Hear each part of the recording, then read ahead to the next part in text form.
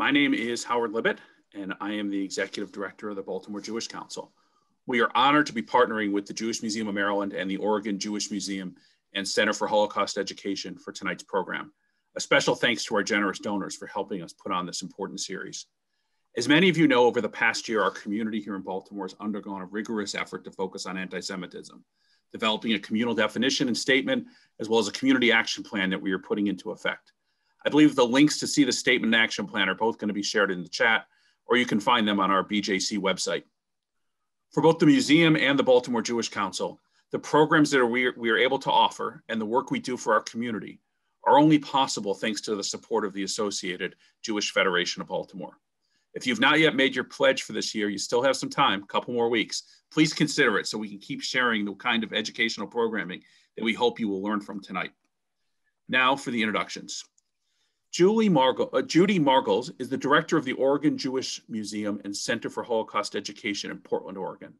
During her tenure, she has managed the merger of the Oregon Holocaust Resource Center and the Oregon Jewish Museum, and the purchase of a permanent home for the museum, which opened in 2017. Previously, she served as curator at the Oregon Museum of Science and Industry. Judy speaks frequently at conferences and professional meetings. Her essay, Cross-Cultural Engagement at the Oregon Jewish Museum, appears in Global Mobilities, Refugees, Exiles, and Immigrants, published by Routledge in 2017. Judy is past chair of the board of the Council of American Jewish Museums and served on the board of the American Alliance of Museums between 2013 and 2019. Eric Ward is a nationally recognized expert on the relationship between authoritarian movements, hate violence, and preserving inclusive democracy.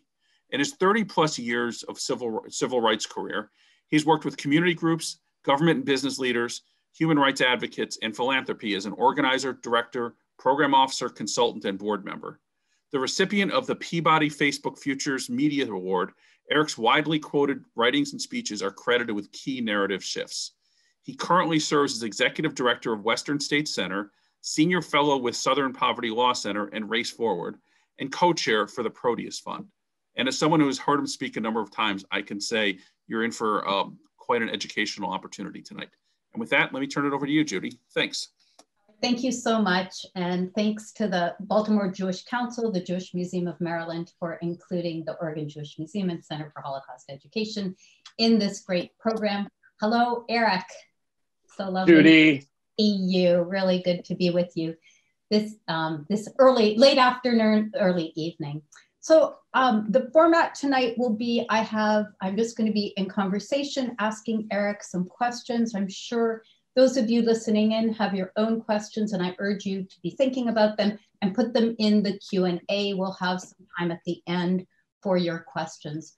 But to get started, Eric, you know, some of us, I think, who are listening today, we know you fairly well. We've had the privilege of hearing you speak before. For others, this will be an introduction. And it's really wonderful to have this program where we've got this lovely mix of East Coast and West Coast audiences, and possibly some people in between. You're really one of these rare individuals, if I might say. You're so uniquely situated by your past experience and the work you're doing today to understand the roots of white nationalism. So how about, you know, by way of introduction, tell us a little bit more about yourself and how you came to be so specifically educated about this movement. Absolutely. And Judy, first of all, it's just incredibly wonderful to see you.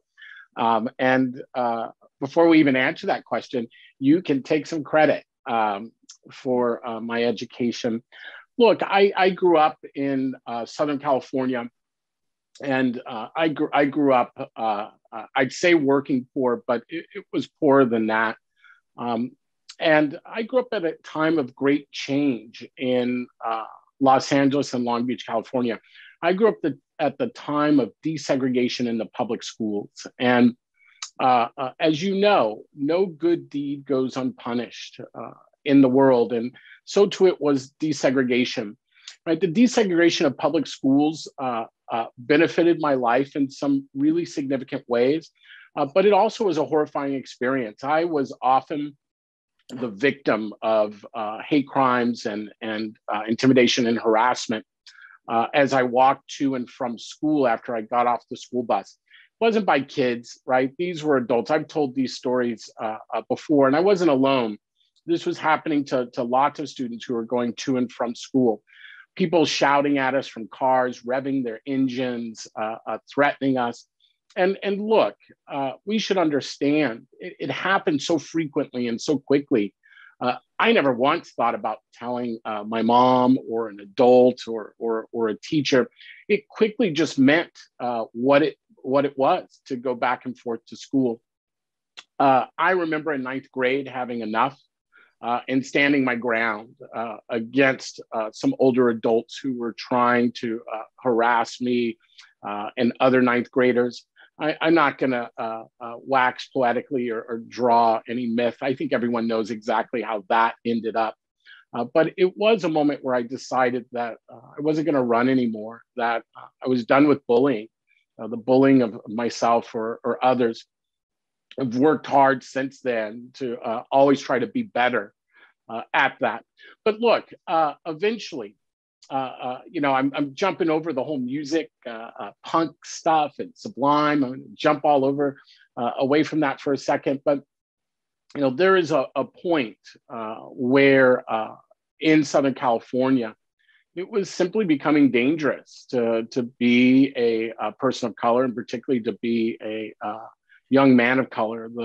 The war on drugs, which we now know from tapes out of the Nixon White House, was a war on Black people. That is how White House senior administrators described the war on drugs at that time and its purpose. We know that things like crack cocaine and crystal meth were running loose on the streets of Southern California. It just was no longer a safe place. So I had two friends who were moving up to the University of Oregon, go Ducks. And three of us joined them, right? We left Los Angeles. There were no jobs in LA. Life was tough. It was becoming dangerous. And so five of us came up to Eugene, Oregon. And at the time that I came up to Eugene, Oregon to actually find my life, just ahead of me, another individual had moved up. His name was Richard Butler. And Richard Butler was a pastor, and he moved his church up to the Pacific Northwest to a place called Hayden Lake. And he named his church Church of Jesus Christ Christian Aryan Nations. And he taught three things. The first was that Jews were the literal children of Satan. The second was that people of color were subhuman, right, or chattel. And the third was that Northern Europeans were the true descendants of the lost tribes of Israel. This was a group that was engaged in promoting and creating environments that ended in violence. The murder of a Jewish radio talk show host by the name of Alan Berg, who was gunned down outside of his home for arguing with Holocaust deniers on the air. And also the murder, beating death of Mulugeta Sarah in the streets of Portland, Oregon, an immigrant student who was attacked by racist skinheads and beaten to death with a baseball bat on his way home from work, right? We knew that we needed to respond. And one of the things I noticed, Judy, how I came to understand anti-Semitism was on all the flyers that were being distributed. These were vilely racist. You probably remember these flyers. Vilely anti-Muslim, homophobic, right? Xenophobic, everything you could imagine. But at the end of the day, there always seemed to be some reference to Jews on it, whether it was some racist anti-Semitic caricature, whether it was slogans like Zionist occupational government, right? Or the use of the Star of David or the yarmulke, right? The kippah. There always seemed some reference to Jews and often positioned as the puppet masters over people of color. So the truth is I came to understand anti-Semitism because I wanted to know what drove this movement that was bringing so much violence to our region. And the answer lied with anti-Semitism. And that's how I came to begin to engage in that conversation with others. Thank you. I think it would be really helpful, Eric. Let's sort of define some of the terms we're going to be using. So we know we hear the term white nationalism, we hear the term white supremacy. Can you help us understand what each mean and what the connection between the two? Yeah. So you remember I was just talking about the Aryan nations, and I was saying, yeah, they believe Jews are literal children of Satan. people of color, particularly African Americans, are subhuman or without souls or chattel, right? Or that white Northern Europeans are the true descendants of the lost tribes of Israel, and the United States is their New Jerusalem, right?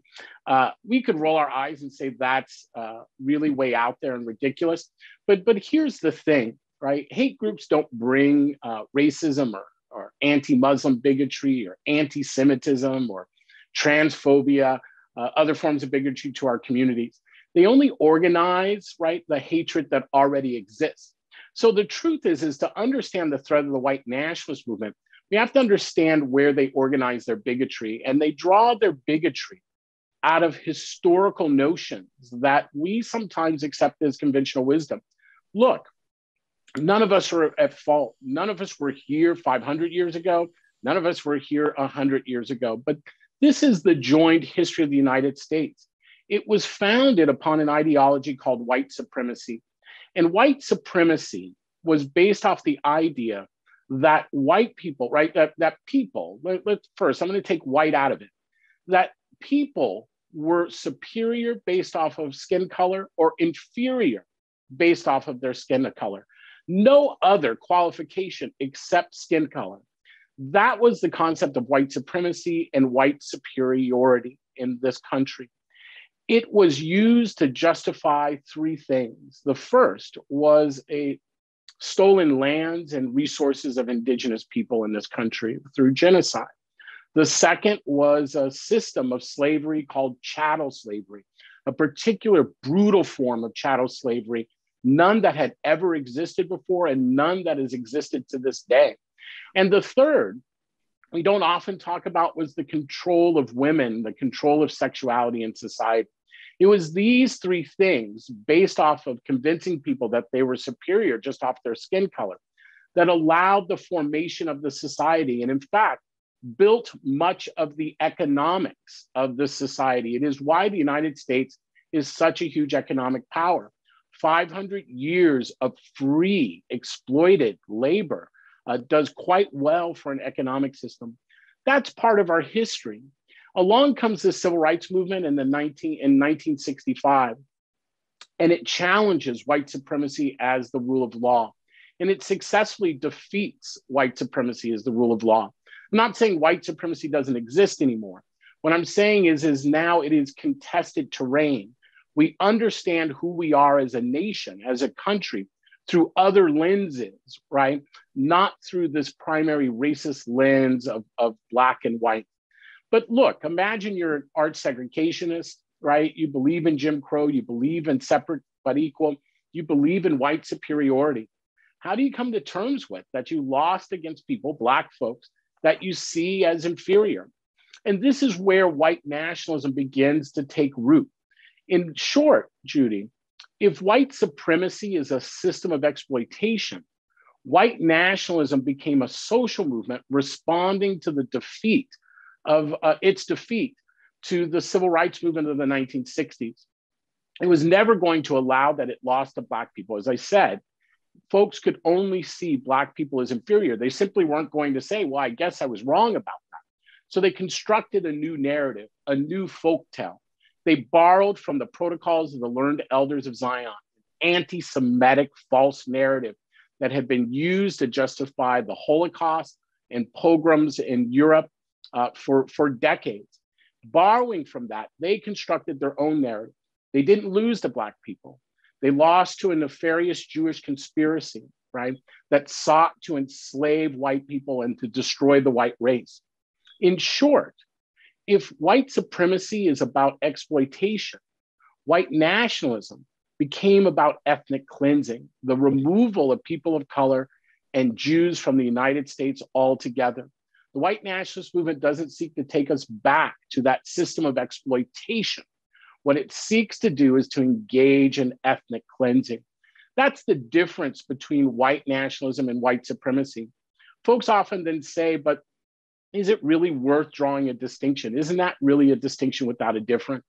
And my response is the reason why we should distinguish between the two is to think about it in a parallel conversation. Look, both a cow and a Big Mac contain beef, But when you drop your Big Mac on the ground, you don't call a veterinarian, right? In the same way, the tools we need to respond to this growing social movement called white nationalism aren't the same tools that we need to address systemic racial discrimination in our society. But the other piece we have to note is this. In the new white nationalist construct, right, Jews are placed as a racialized other, not a religious other, right? And Jews are not seen as white within the white nationalist framework. In fact, white nationalists frame Jews as an existential enemy, right, that must be wiped out from the United States. It is that existential war against the Jewish community, grounded in anti-Semitism, that has caused damage not to just the Jewish community, but to other communities as well. Some examples of this: we're very familiar with the incidents that happened at the Tree of Life, the targeting of Jewish worshipers in Pittsburgh, but we're less familiar with the anti-Semitism that drove the mass shootings of Latinos at a Walmart in El Paso, or drove a killer to step into a church in Charleston, South Carolina, opening fire on African-American worshipers, or the anti-Semitism that drove a killer to step into a Sikh house of worship, opening fire and wounding and murdering others. The truth is that when it comes to mission-oriented hate crimes, planned hate crimes, what is now being called domestic terrorism, the majority of them are actually driven by anti-Semitism. It's often why I say two things, Judy, and then I'll be quiet. The first is we have to understand that anti-Semitism is as much of a threat to non-Jews as it is to Jews. The second is that, as my friend Tima says, anti-Semitism is anti-Black because anti-Semitism is employed in the United States to deny Black people and other people of color legitimate grievance, right, and their own agency. It says that we as people of color are only being stirred up by our quote unquote Jewish masters. It is that anti-Semitism that blocks this country from moving forward together. And that's why we have to confront it. No, thank you. And I do want to come back. I want to pick up the thread of anti-Semitism. I think it's a really important part of this conversation today. I do want to pick up on the civil rights movement still. Yeah. If you could help us understand. So, you know, the 60s was this time of the expansion of civil rights and equal rights. And if we sort of fast forward even to the, you know, I think the question is it is really hard for us to understand how we got to where we are today. You've got the civil rights movement. I think to the 1990s when you were actually literally fighting skinheads on the streets of Portland. How did we get from Selma to Charlottesville? Like it's a question, but what on earth happened that we are here given the 1960s, given even the work that you were doing in the 90s? We won in the 1960s. That is what got us to this point. What we're seeing is a reaction, right, to the victory of the civil rights movement. The problem is that because of the intersecting nature of white supremacy and white nationalism, white supremacy socializes us not to see white nationalism as a threat. Here's a good example of the way that white supremacy and white nationalism interact with one another. Case study one, January 6, Washington, D.C., right? Over 140 law enforcement officers injured, 5 people killed after an attempted takeover, right, of the People's House, right, the United States Capitol. Very little law enforcement response. Hours for the National Guard to be mobilized. Now imagine for a second, right, law enforcement weren't even in riot gear, right, on that day. People had known for months, and we're not going to pretend folks didn't know. We all knew for months exactly what was going to play out on January 6th. How was it possible that law enforcement was unprepared? How is it possible that it allowed 140 law enforcement officers to be injured? Now let's stop for a second. I want everyone to close their eyes, right? Close your eyes and imagine for a second there was going to be a large Black Lives Matters protest out in front of the nation's capital. Imagine, how would we be responding if 140 law enforcement officers were targeted? Black Lives Matters activists invaded the nation's capital, threatening the lives of congresspeople who were engaging, right, in the constitutional practice of the transfer of power in this country. We would not be responding in the way that we are responding now, right? That is white supremacy. White supremacy, left unchecked, is going to kill democracy in the United States. It is that white supremacy, that idea that there is no other threat except for people of color in this country, that leaves all of us vulnerable. It's why I told the White House that racism is the national security threat in the United States. But how has this trended over time? It's been able to trend because it's moved from the margins to the mainstream. I think about fashion shows, Judy. I used to be a big fan of watching the Fashion Minute on CNN when CNN first used to come out. I think they did it on Fridays, and they would go to London or Rio de Janeiro or Tokyo, right, New York, and they'd show off the latest fashion.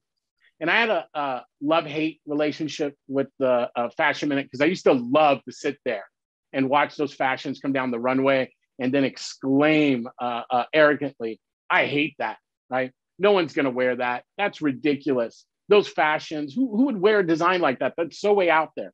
And I was right? Most of the time, those fashions aren't worn, maybe to the Oscars, maybe to a big awards event, but that's the last time you see them. But I began to notice something.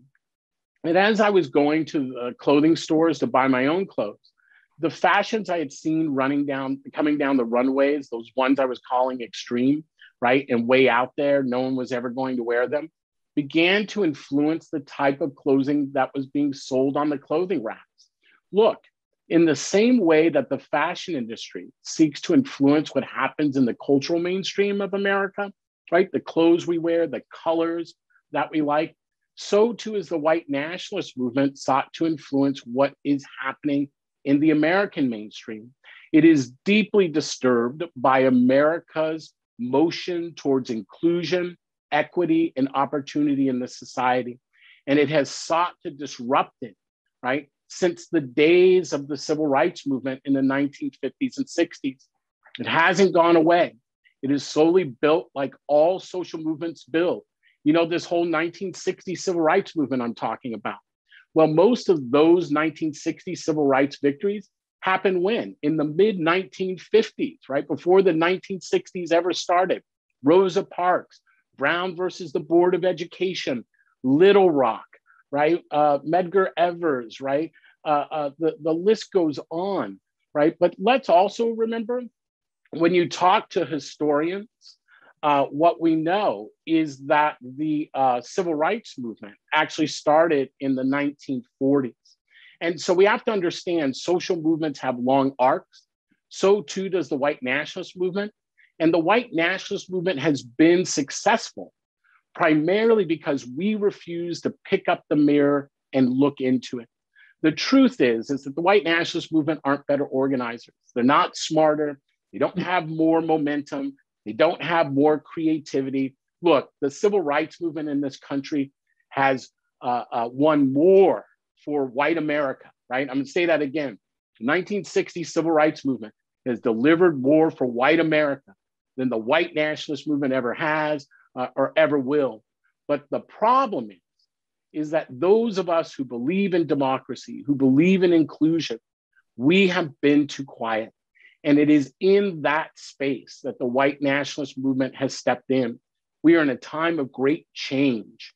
And in times of great change come great anxiety. Think of change management. There are whole treaties and books and seminars that are written about change management. But here we are, as singer Brad Paisley, a country music singer, says, right, revolution, right, happens every day, meaning we are always in motion. So too is the white nationalist movement. Look, when we first started confronting the white nationalist movement in the 80s and 90s, right, these were folks who were physically attacking us at shows, right? They weren't coming to just listen to the music. They were coming to threaten us. They were coming to intimidate us, right? And we had to fight for our lives. There were no adults that were coming to protect us. There were no police who were coming to protect us, right? Club owners weren't coming to protect us.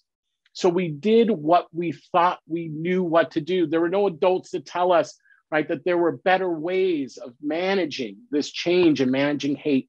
So we relied on our fists. And look, a lot of harm was caused, but it was all we knew. Now we all know better. We're adults now. We understand what we are seeing. We understand these big lies, whether it is about election fraud, whether it is replacement theory, right? Whether it is QAnon, right? Whether it is Antifa, or whether it's critical race theory. It's the same big lie that we've been listening to for over 5 years. But we have to understand these big lies kill, right? And they cause damage. The attack on critical race theory, right, will bring about the same destruction that the attack on George Soros brought to the Jewish community. It will bring the same damage, right, that undercutting the election process brought on January 6th to this country. It will bring the same destruction that we saw against those who denied COVID. We watched elected officials create an environment where people were giving bleach to their children to drink. There were individuals who tried to bomb a Jewish hospital in Kansas City and bomb a senior elder care center in Massachusetts. Those are the violence that come from the big lie. And we are still in the midst of the big lie. But here's the deal. Primarily at the center of all those big lies lies anti-Semitism. How do we untwine these big lies if we refuse to engage a form of bigotry that is so influential in our society? Yeah, so it really makes me want to ask you about leadership and how our mainstream political parties have failed us. And I'll just, I do want to say last week, for those of you not from Oregon, that democracy prevailed here last week. There was an insurrection at our state capitol on December 21st, and one of the House representatives, Mike Neerman, who had opened a door to let the thugs in, he was expelled from the House. I will credit Eric and his organization, Western State Center. They were a leading voice in articulating why the expulsion was necessary and gathering support through letter writing and testimony. Democracy worked. Oregon is I think, perhaps the outlier here, because nationally we have this change in administration. We are now once again reminded what empathetic leadership can look like, and it feels so good. But we're still confronted with the Lauren Boeberts, the Marjorie Taylor Greens, and of course Donald Trump, who seems to hold quite a bout of power. So, what are we just failed at leadership? Do we have to become vigilantes? How do we move forward? We're not failed at leadership, but we fail at closing ranks over things that are difficult and hard to talk about. Look, we have to understand that while most of the anti-Semitic violence that's occurred in this country has been at the far right, and we forget that. We forget that the attacks on the attacks on the Jewish community that occurred, particularly targeting Orthodox communities in New York a year ago, a little over a year ago. We have to understand that at the end of the day, anti-Semitism isn't originated by the far right in this country, by the authoritarians, it exists in society. And that means it can be tapped into across the political spectrum. We can't afford to give oxygen to anti-Semitism in this moment. Historically, as I understand it, anti-Semitism has primarily been used for two reasons, The first is to undercut the concept and credibility of democracy. And the second, is to create a buffer between the haves and the have-nots in a society in moments of great inequality. And that is how I see anti-Semitism being employed in the United States right now. it means all of us have to close ranks, right? And we have to be adamant that there is no space, no room for anti-Semitism anywhere across the political spectrum. But to get there means we have to lean in. We have to have very difficult and hard conversations with one another. And we have to be able to have the space to make mistakes, right? There is a difference between anti-Semites like David Duke and a Louis Farrakhan who intentionally try to tap into anti-Semitism in order to organize political or cultural power, right? And those who simply dabble in anti-Semitism or in tropes because they're unaware that they exist, right? That is why we have to continue the conversation on anti-Semitism. But look, our leaders spend way too much time trying to be punitive, right? When people stumble, right? Rather than opening up the space and giving folks the tools to make better decisions. That's because we primarily see anti-Semitism as a behavior, right? Rather than a system. But the truth is anti-Semitism, at least the most popular form of anti-Semitism, as crafted in the narrative of the protocols of the learned elders of Zion, is not about behavior. It is anti-Semitism, the hatred of Jews as a political ideology. And we have to push our leaders to step into this fight. Many are nervous because they're afraid of saying something wrong.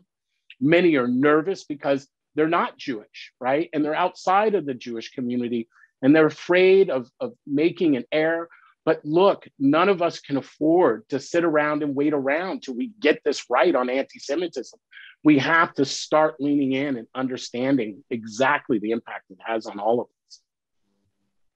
Yeah, no, I really appreciate that. And I think we're going to put skin in the game, your absolutely groundbreaking article from 2017 in the chat. And if everybody hasn't read it, I would urge you to read it, because there you do articulate much of what you're just saying now, that anti-Semitism is unique among conspiracy theories, right? That's right. It's used for so much more than just street level hatred of Jews. It's used, it's kind of the all-encompassing explanation of what is wrong with the world, right?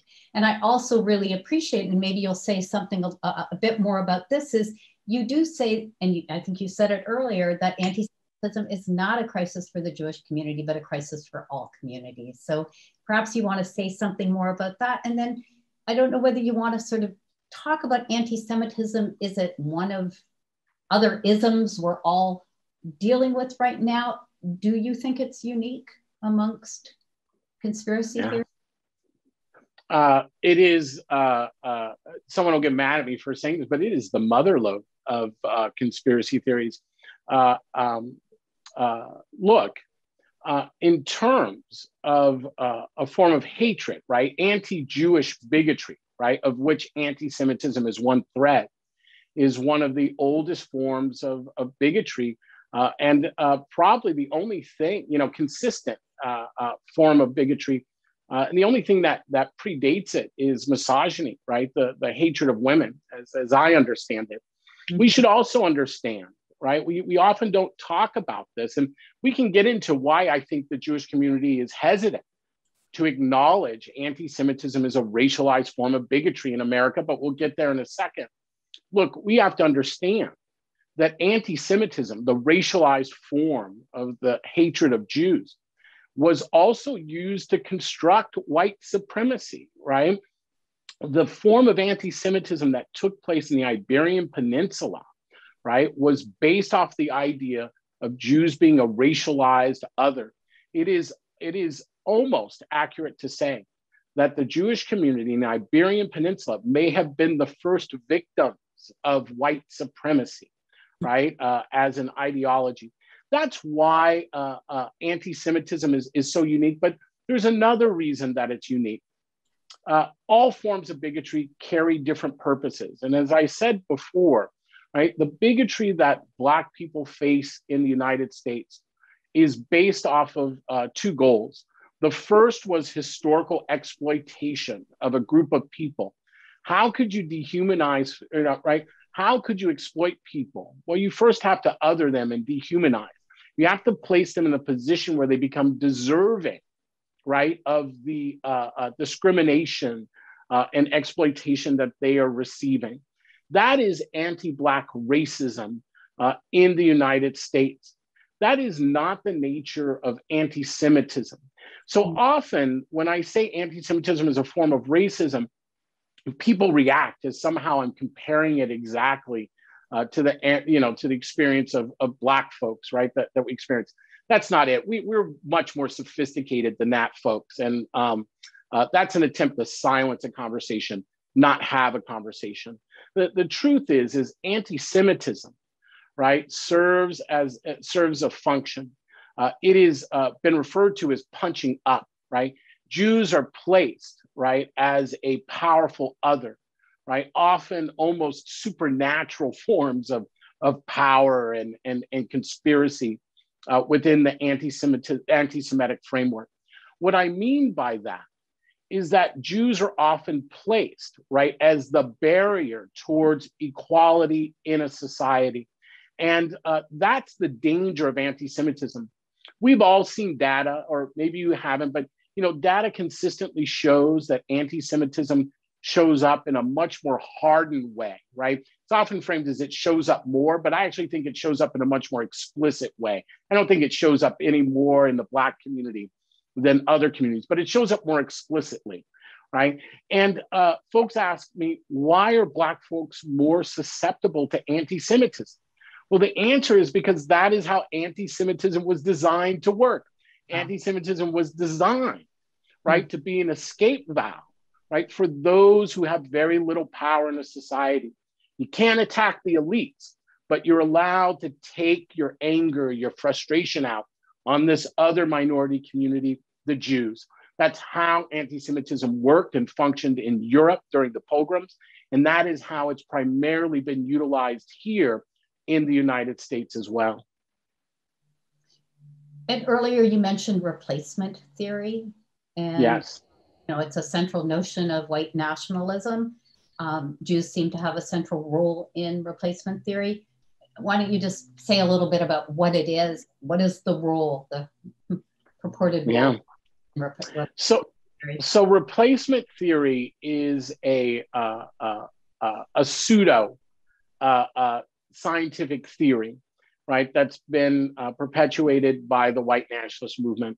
In short, in street lingo, it would be called white genocide, right? Or in the crass language of the marchers in Charlottesville during the Unite the Right rally, they chanted it as Jews will not replace us. It is a conspiracy that teaches that Jewish elites, often framed under the term globalist, right, or international financiers, right, are utilizing immigration, right, and refugees into the United States in order, in the words of white nationalists, to swamp and to wipe out the white race. That is how replacement theory has been framed in its most crass forms. Shockingly, replacement theory, which has been rampant within the white nationalist movement, got tapped into by elected officials, right, both at the national and federal and local levels for nearly a 3-year period. Placed at the center of that was an anti-Semitic trope, right? A Jewish philanthropist by the name of George Soros, right, who was somehow responsible, right, for all of this, right? He and other globalists read Jews into that theory. The rhetoric got so heated that eventually a white nationalist who picked up on the energy of the moment utilized it to walk into a Jewish house of worship and open fire on worshipers. We watched another individual utilize it in the attack on 3 Muslim sites, right, in Christchurch, New Zealand. And we watched another individual in Germany utilize the same narrative in order to drive that argument. But it wasn't just Pittsburgh here. It was also Poway.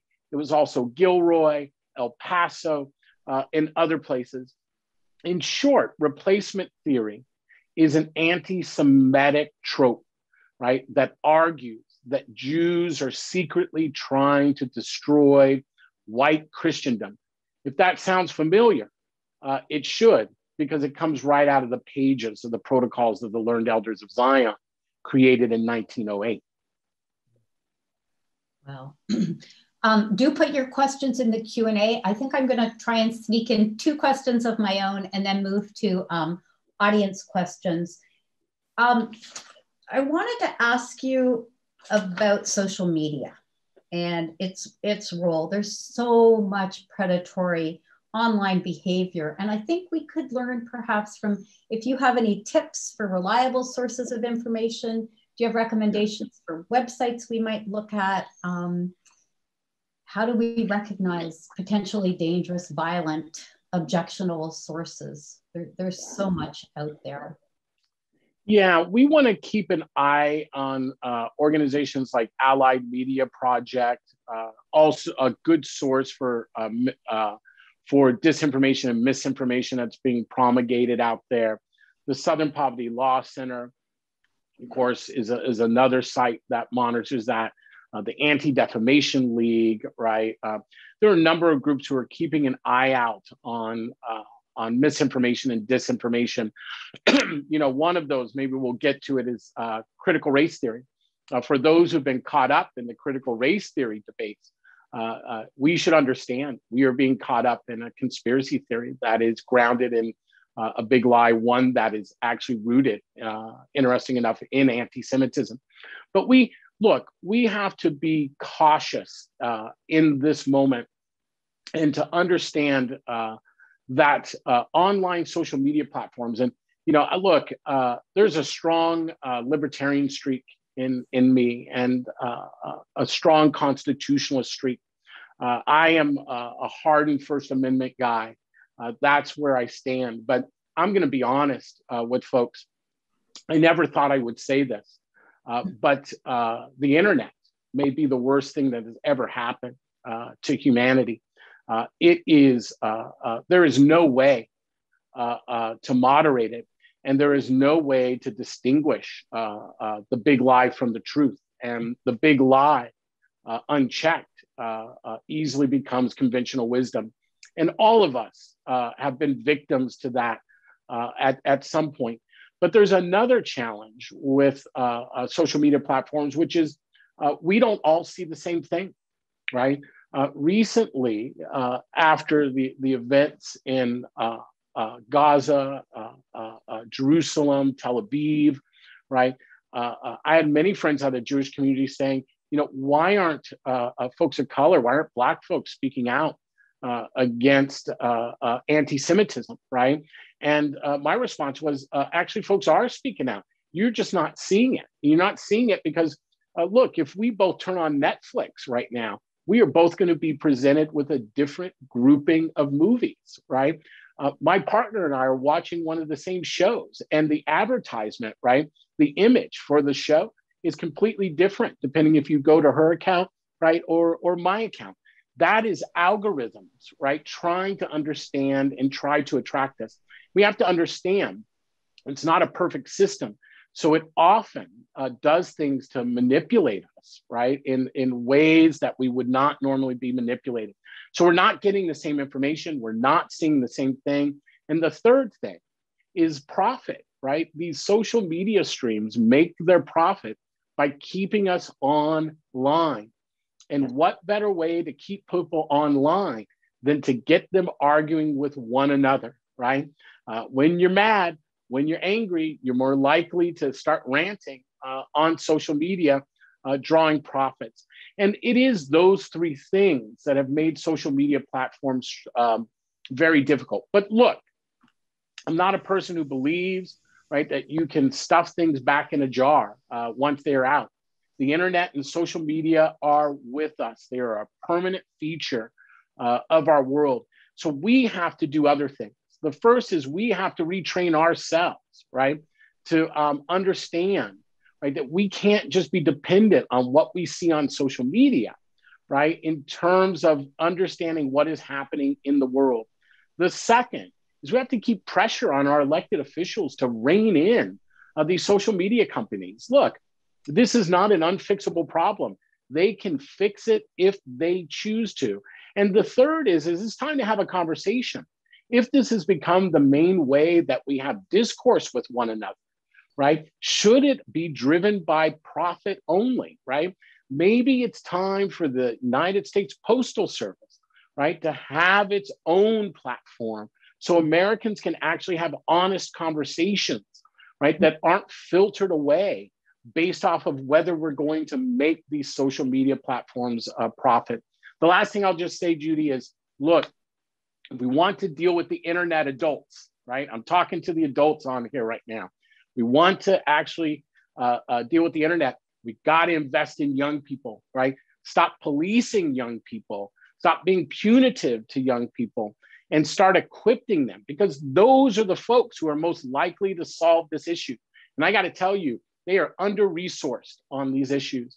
There is an alt-right online program called PragerU that just preys on young people. It's a soft entry point to the white nationalist movement, to the alt-right.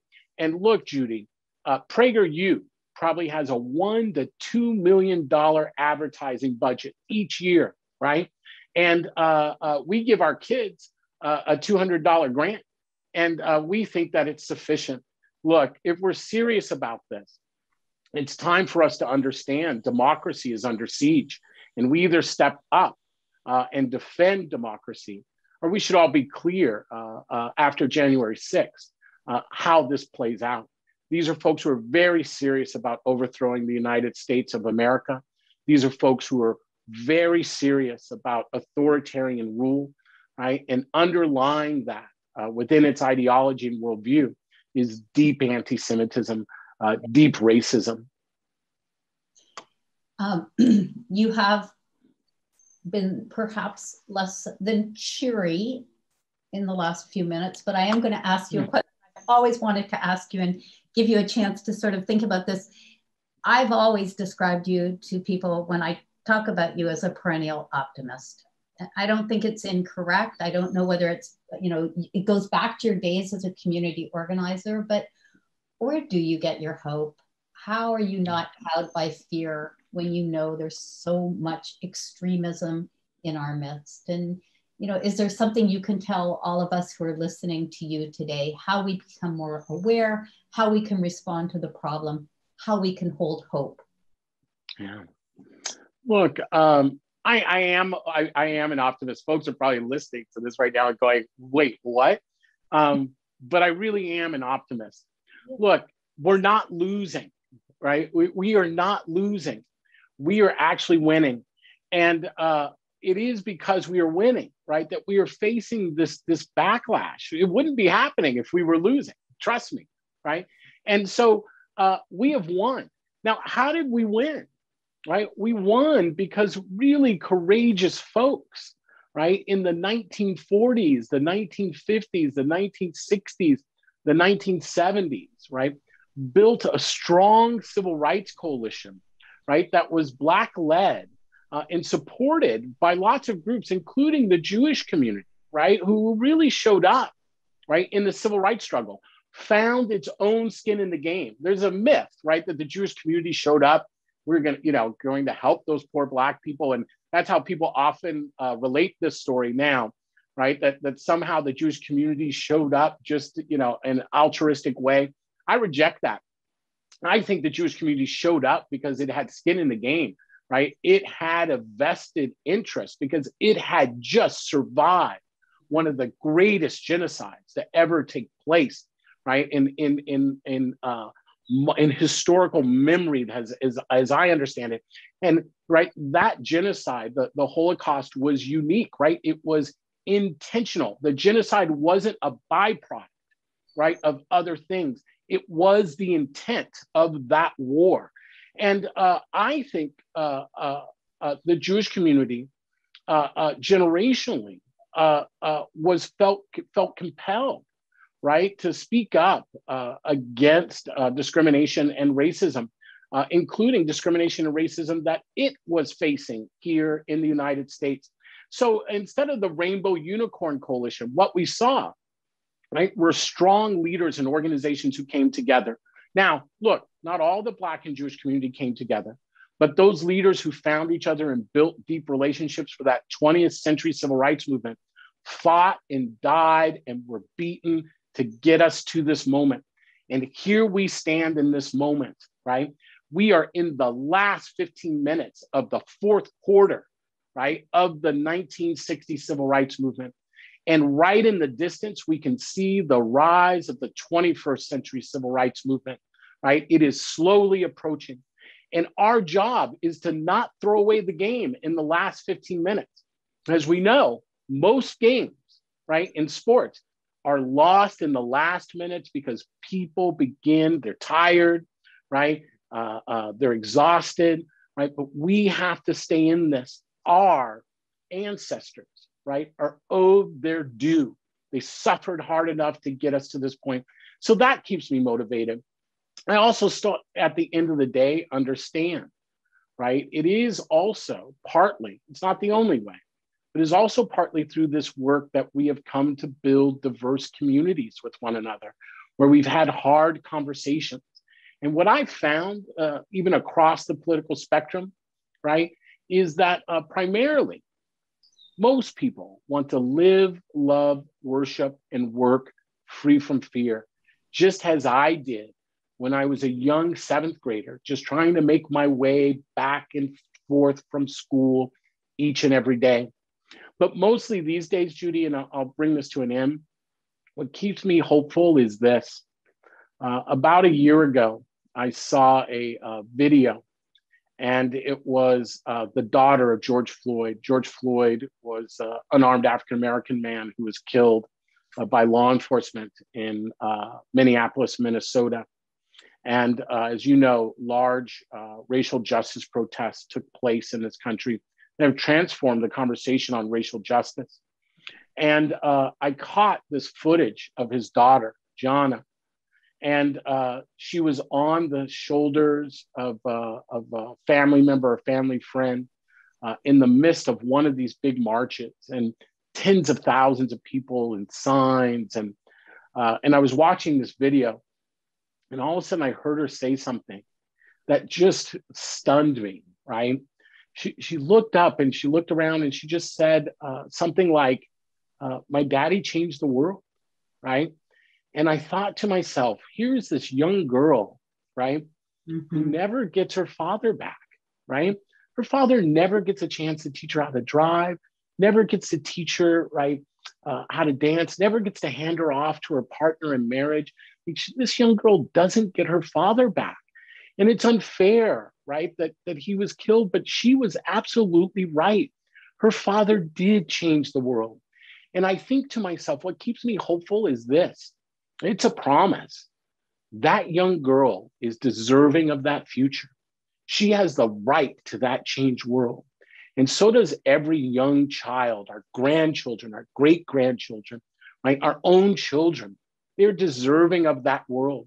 We've suffered enough, right? There is no reason to add to the suffering that already exists in this world.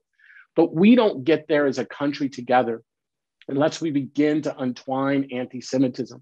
And to do that, we first have to acknowledge that it exists and that it has a real impact and that it's driving social forces in this country who seek to undermine inclusive democracy, people-centered, accountable, transparent government.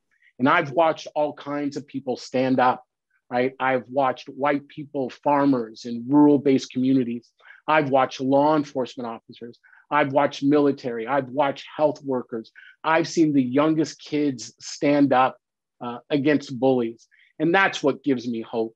At the end of the day, the drive to be human is stronger than the drive to be a bigot. Thank you. There are a number of questions about anti-Semitism on the left and the right, terrifying wherever it's come from.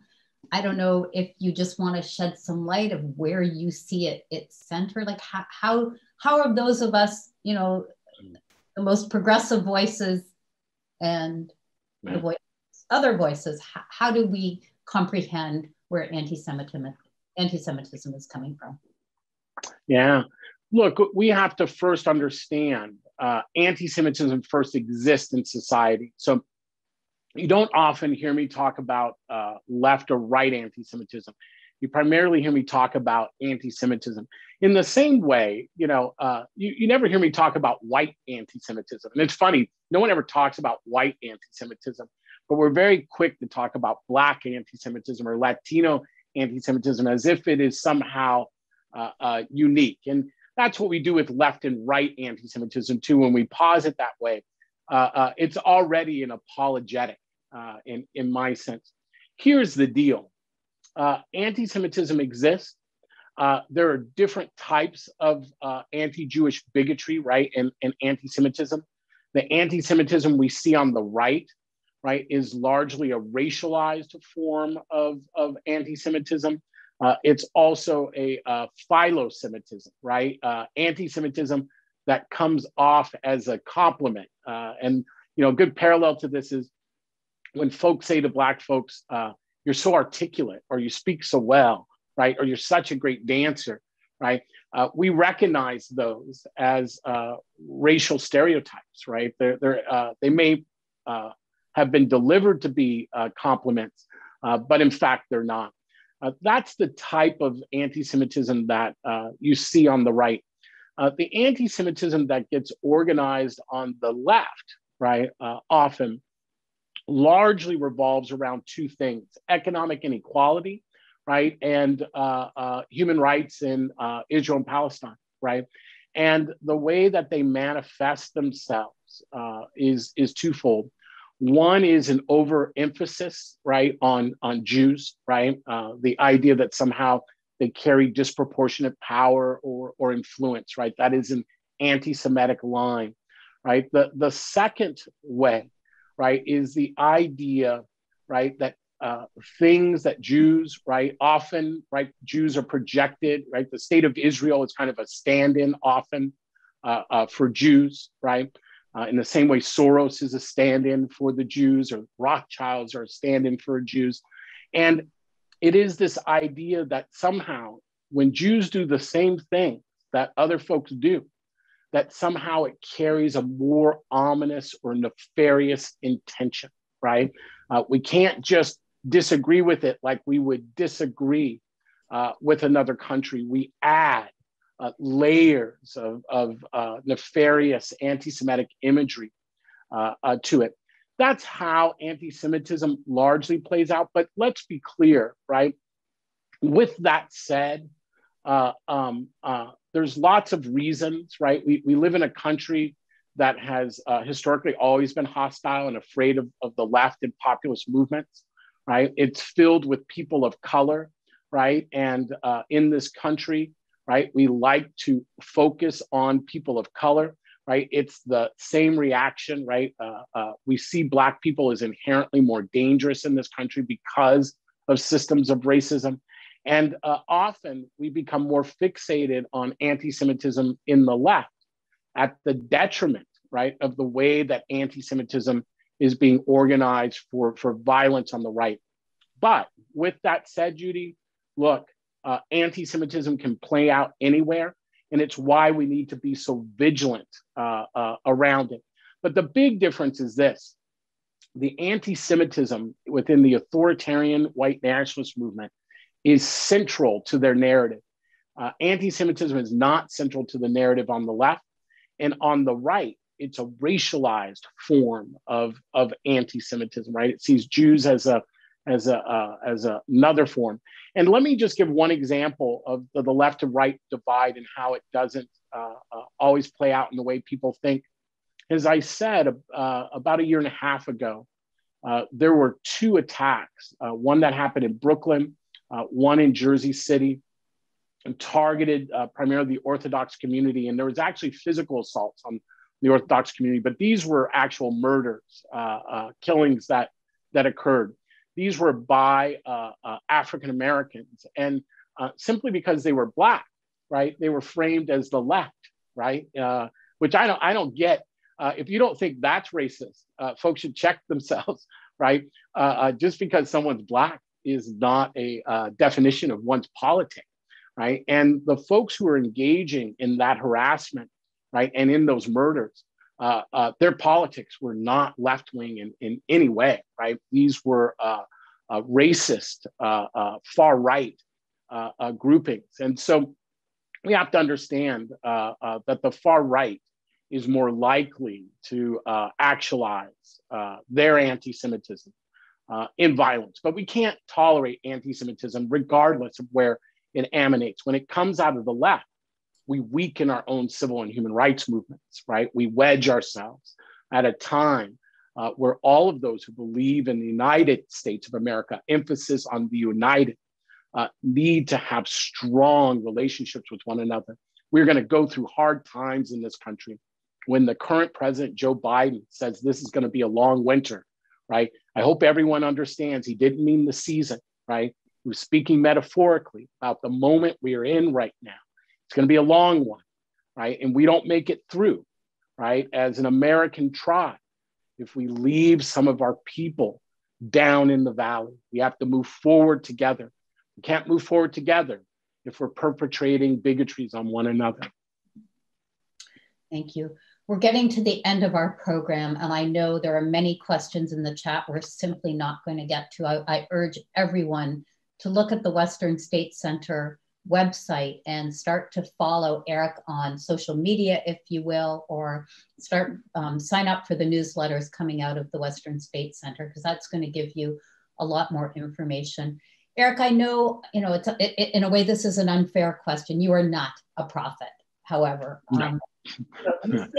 You think about revolutionary movements, and they do fizzle out. By the very definition of what they are, they can't last.